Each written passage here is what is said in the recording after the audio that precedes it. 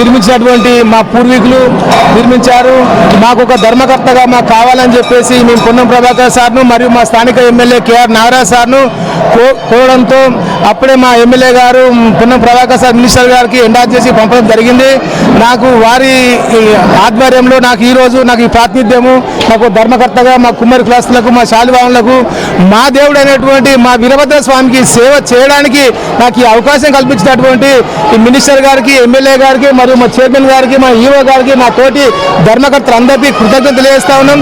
అంకిత భావంతో స్వామివారి సేవ చేస్తాం. దినదినాభివృద్ధి చెందే విధంగా మేము మా తోడ్పాటు అందిస్తామని చెప్పేసి కోరుకుంటూ జై వీరభద్ర స్వామి.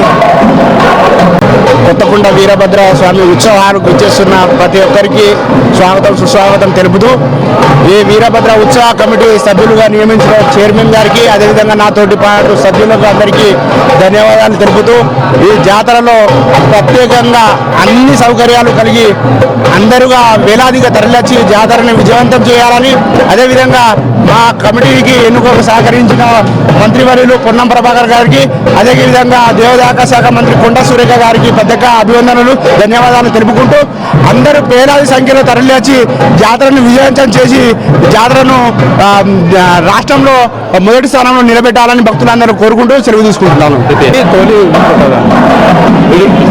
ఊరేగింపు తీసుకొని ఇక్కడ చుట్టూ గుడి చుట్టూతారండి.